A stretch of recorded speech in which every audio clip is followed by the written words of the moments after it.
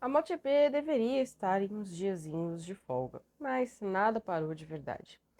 Poucos dias depois de a Ducati anunciar que Marc Marques foi o escolhido para ser companheiro do Francesco Bagnaia a partir da temporada 2025, foi a vez da KTM movimentar as peças da MotoGP e formando um esquadrão daqueles.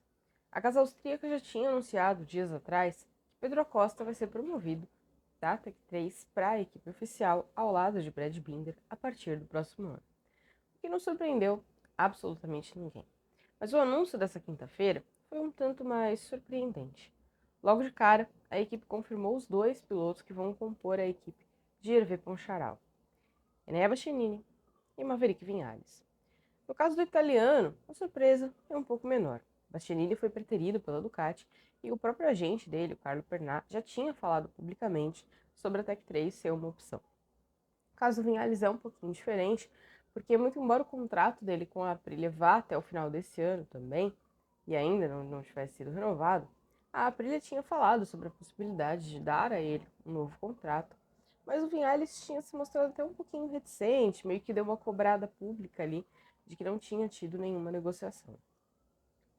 Mas, tudo indica, o cenário com o Vinales ficou um tanto quanto diferente após a Aprilia optar pela contratação do Jorge Martin. E não é difícil de entender. Quando Alex Espargaró opta pela aposentadoria, o natural seria imaginar que o Vinales assume a posição dele, né, como o líder da equipe, como o capitão daquele time, a referência no desenvolvimento da RSGP. Só que a partir do momento que a Aprilia vai lá e contrata um piloto como o Martin, que é o atual líder do campeonato, que é o vice-campeão da temporada passada, a Aprilia está dando um recado pro mundo, que o Vinales não é efetivamente aquela grande aposta dela, que ele não é o cara que ela acredita que vai levá-la ao campeonato mundial. Ela contrata o Martin com essa finalidade. E se ela precisa contratar um outro cara para assumir esse papel, então é porque ela não tem tanta confiança assim de que o Vinales pode fazer isso.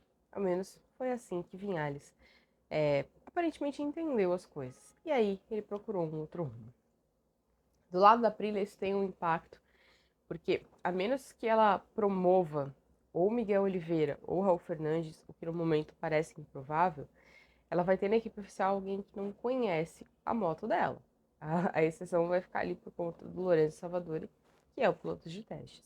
Mas o restante da dupla provavelmente vai ser novato na Aprilia, efetivamente. Mas do lado da KTM também existe um impacto, que é formar um esquadrão e tanto. A KTM passa a ter Brad Binder, Pedro Acosta, Enea Bastianini e Maverick Vinales. Quatro pilotos de perfis diferentes, quatro pilotos com históricos diferentes, com roteiros de carreira diferentes, mais quatro pilotos que já se mostraram bastante competitivos, quatro pilotos vencedores. É uma força e tanto. E é um recado claro também. Um recado claro de que ela está indo com o pé na porta para tentar peitar a Ducati. A KTM não é uma equipe com um histórico grandioso na moto velocidade. A KTM é conhecida por aquilo que ela faz e fez no off-road, especialmente. Mas desde o momento em que ela anunciou a entrada dela na MotoGP, acho que foi meio que um consenso de todo mundo que, assim, uma hora eles vão chegar. Pode ser que demore mais, pode ser que demore menos, mas eles vão chegar. Porque eles já mostraram capacidade de fazer isso em outras modalidades. Em todas as modalidades que a KTM participou, demorou um tempo, né, para ela poder se entender ali, para ela poder chegar num nível de competitividade que efetivamente a fizesse uma protagonista. E acho que esse é meio que o roteiro na MotoGP também. Eles têm uma moto boa, eles têm uma moto que fica cada vez melhor. E agora o que eles têm é, são pilotos que podem dar aquele último passo, aquele último degrau.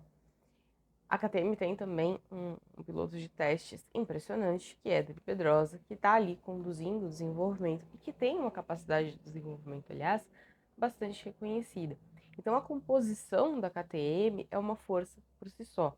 A RC16 hoje ainda é uma moto inferior à Desmos Elite, mas não é tão inferior assim. Ela não é uma moto que está tão atrás da Ducati. Ela está quase chegando ali. Talvez precise mesmo de um piloto diferente para poder dar esse passo a mais. Acho que é uma moto que ficou muito valorizada também pela performance do Pedro Acosta, porque no momento em que a maioria dos pilotos está em dificuldade, ele, mesmo sendo um novato, tá lá mostrando que a moto pode ser competitiva. Assim como ele também valorizou a Tech 3. A Tech 3 vinha ali de um momento não tão bom, não tinha tido um bom ano nas últimas temporadas, e a chegada do Pedro mudou um pouco esse cenário. Mas o impacto vai além disso. Por quê? Porque agora a gente sabe que tem pelo menos outros 2 pilotos que estão sem emprego.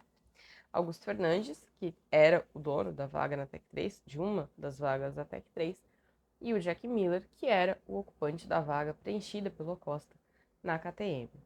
No caso do Augusto Fernandes, eu não vejo uma recolocação profissional, ao menos não nesse momento, ao menos não na MotoGP. O Fernandes foi campeão da Moto2, é verdade, mas ele subiu para a MotoGP já com aquele rótulo de tampão. Todo mundo sabia que o Acosta viria no ano seguinte e que ele estava ali para preencher um espaço. O contrato dele era de 1 ano. Só que ele foi bem na temporada de estreia e aí a KTM optou por dar a ele uma segunda chance. Foi aí que virou aquele tumulto dela ter 5 pilotos contratados para 4 vagas, e aí o Paul Espargaró acabou indo para a reserva ali e está atuando também como piloto de testes. Só que nesse ano, a performance do Augusto não justifica uma nova renovação, não justifica uma outra chance. Eles que não se entendeu com essa versão mais nova da RS16, mas RC16, desculpa, mas mesmo assim não justifica, não tem porquê. E a gente também não vê o nome dele circulando em nenhuma outra possibilidade. O caso do Miller é um pouco diferente. O Miller tem uma carreira maior, o Miller já teve mais tempo de MotoGP, veio da Ducati, fechou um contrato de 2 anos com a KTM e também não tem dado resultados impressionantes. O Miller já tinha aceitado publicamente um rebaixamento para a Tech 3, afirmou que até ele ficaria bravo se a KTM conseguisse a façanha de perder o Pedro Acosta. Mas, aparentemente, a KTM entendeu que a contribuição dele não tem sido suficiente. O Miller apostava que era não só o que ele fazia na pista, mas também o que ele estava fazendo fora dela, no trabalho com o desenvolvimento, que estava agregando à equipe. Aparentemente, a KTM entende de outra forma, entende que não é uma colaboração o suficiente para mantê-lo na equipe.